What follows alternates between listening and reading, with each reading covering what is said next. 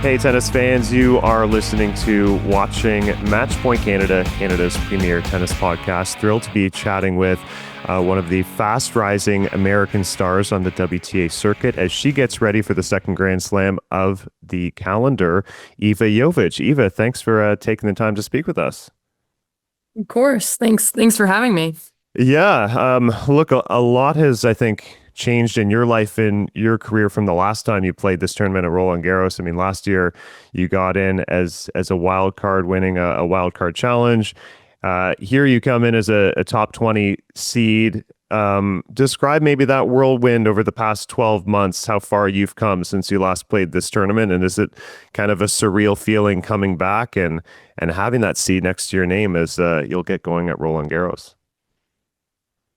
Yeah, from like a logistical standpoint, obviously it's amazing, and compared to where I was from a ranking perspective last year, I'm in a better place now, and that's where I want to be. But ultimately it hasn't necessarily felt crazy fast to me, which is weird to say because it's only been a year, but there's so much day-to-day work that goes in, and just the process of getting better and working on the things you need to work on every day. So it feels like I've been plugging the holes that needed to be, addressed in my game, and then you slowly crack the windows with the top 100 and the top 70, 50, whatnot, and definitely gets a bit harder to move on once you get into the top 20, top 30, but it's still the same mindset. I'm not here to just be where I am. It's always kind of looking for the extra thing that's gonna win you that extra match or two, and then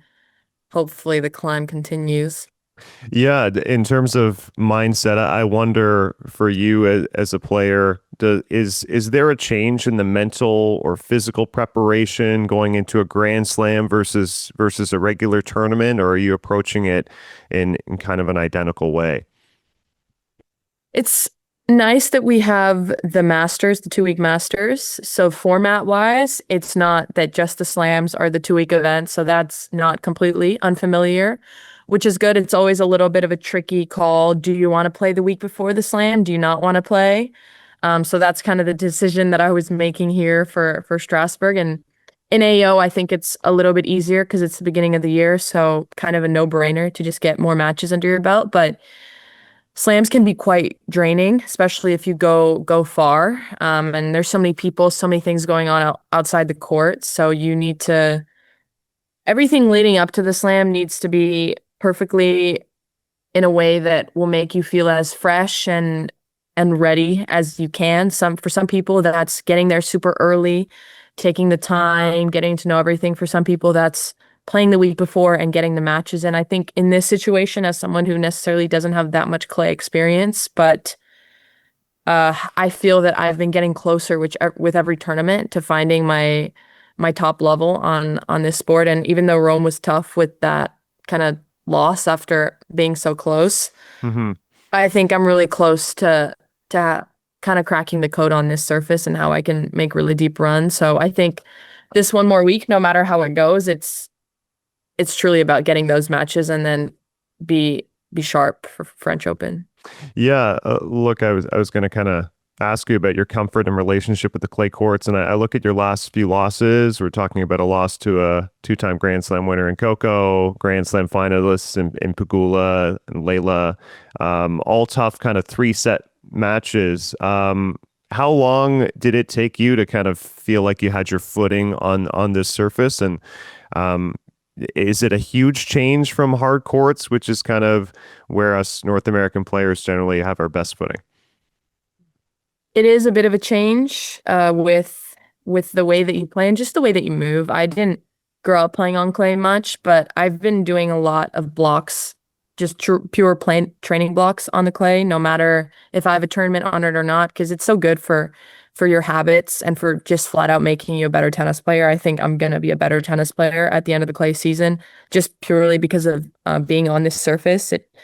You can't get away with things that you can get away with on a hard court because the clay, yeah, it's not forgiving. But Yeah, I'm getting used to it, and I think that you need to make some adjustments as someone who likes to play on faster surfaces. But as long as you let go of that kind of ego and stubbornness of this is how I play, this is how I'm going to win, then Mhm. you can make the necessary adjustments and be successful. And yeah, the losses, I was literally just having that conversation with my coach because it's always tough when you lose those battles, but I can definitely see the progress. And I mean, Coco's what, the defending champion in French Open. So if Yep. you're kind of right there with her, it's a pretty good sign for your clay level.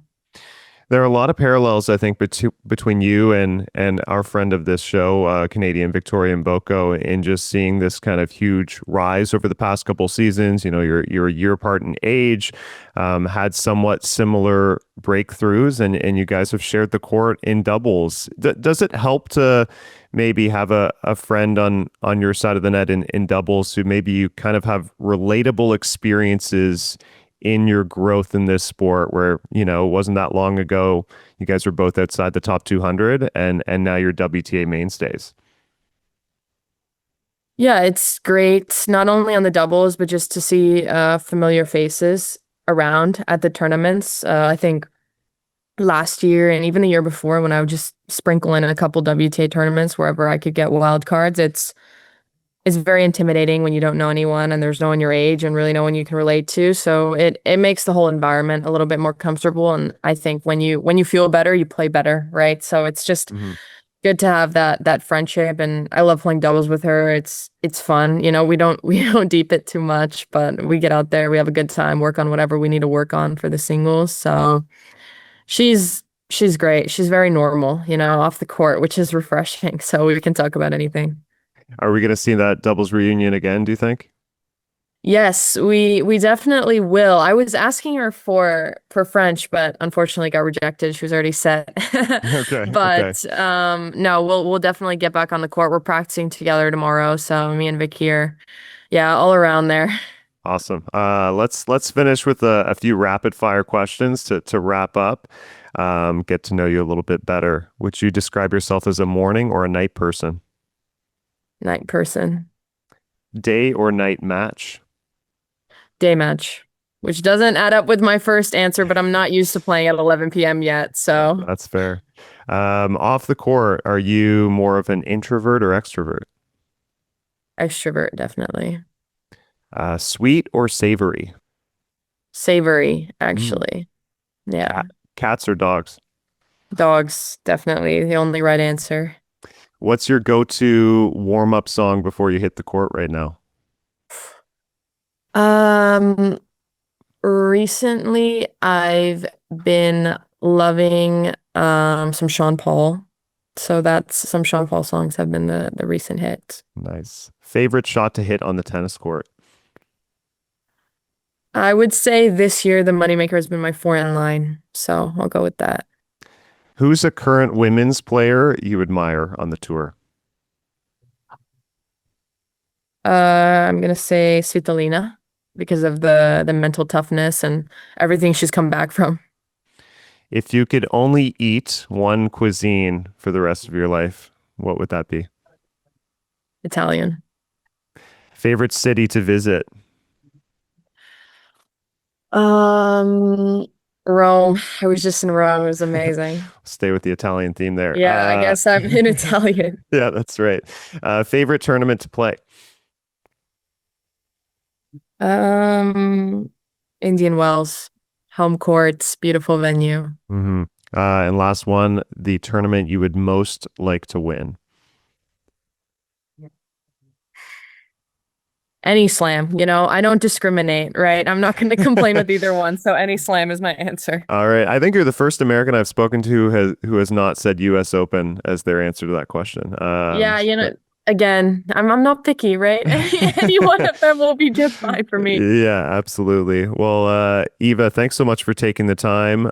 Best of luck as you wrap up your clay court season, and we look forward to continue following your progress for the rest of the year. Thank you. Appreciate it. Thanks so much. Thank you guys so much for watching us at Matchpoint Canada. If you like our work, follow along, hit the subscribe button below.